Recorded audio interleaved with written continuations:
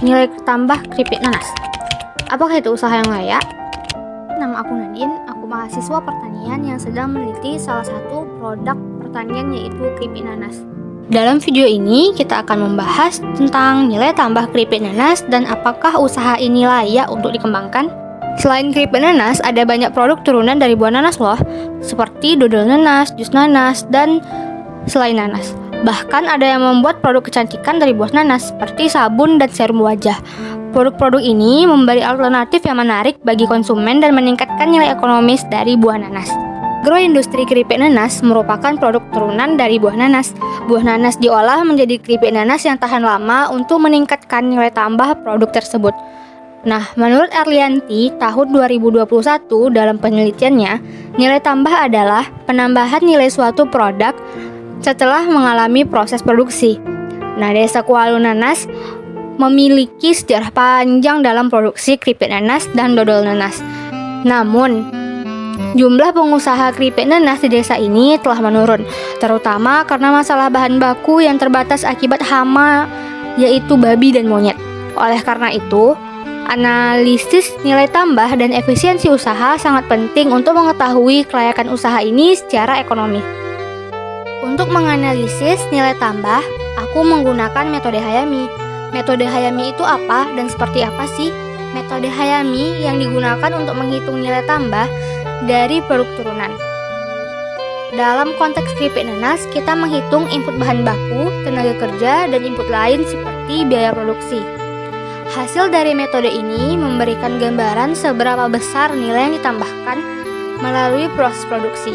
Misalnya, dengan memproses 1 kg nanas segar menjadi keripik nanas, kita dapat melihat peningkatan nilai yang signifikan dari produk akhir dibandingkan dengan bahan baku awal. Bisa teman-teman lihat, berikut adalah tabel metode Hayami.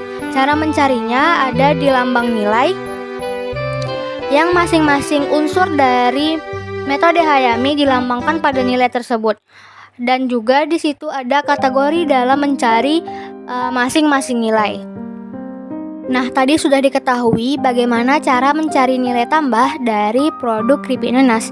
Nah, sekarang aku ingin ngasih tahu ke kawan-kawan bagaimana cara kita mengetahui apakah usaha tersebut layak dijalankan oleh masyarakat atau malah merugikan masyarakat desa Kuala Nanas.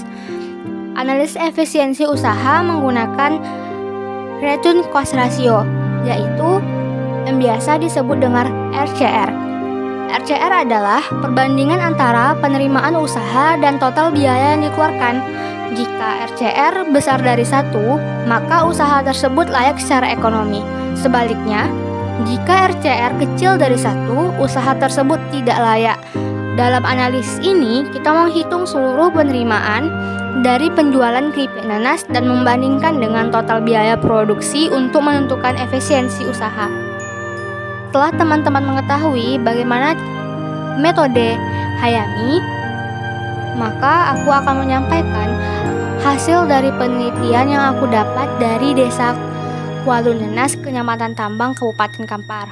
Dalam sekali produksi, bisa rata-rata agroindustri keripik nanas di Desa Kuala Nanas menghasilkan 3,4 kg keripik nanas berasal dari 20 buah nanas atau 13,5 kg nanas segar.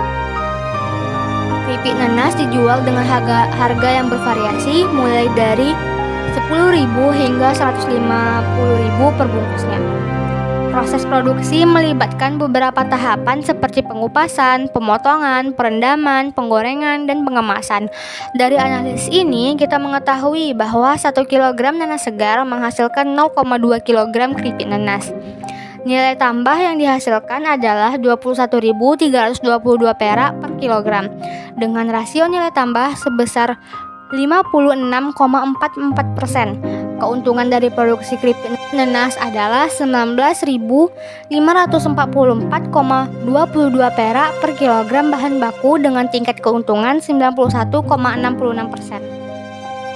Maka dari itu, setelah kita mengetahui nilai tambahnya besar, apakah usaha ini layak dikembangkan?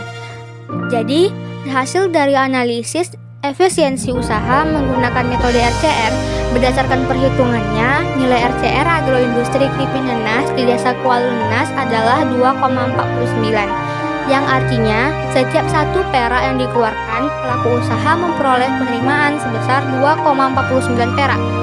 Artinya, menunjukkan usaha keripik nanas layak untuk dikembangkan karena nilai RCR tadi besar dari 1, sesuai dengan teori Soekartawi tahun 2006. Sudah kita dapat ketahui bahwa nilai tambah dari keripik nanas adalah besar dan kelayakan usaha dalam kategori yang tinggi juga, yang artinya usaha keripik nanas di Desa Kuala Lunas ini sangat layak dikembangkan dan dipertahankan.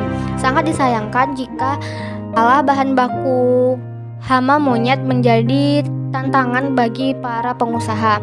Maka dari itu aku menyarankan untuk mengendalikan hama monyet dan babi, pemerintah dapat menginisiasi program pengendalian hama berbasis komoditas di Desa Kuala Lunas. Selain itu, untuk meningkatkan produksi dan mencakup pasar online, pengusaha keripik nanas dapat mencari bahan baku tambahan di daerah Rimbo Panjang. Terima kasih semuanya telah menonton. Semoga hasil penelitian ini bermanfaat bagi kita semua.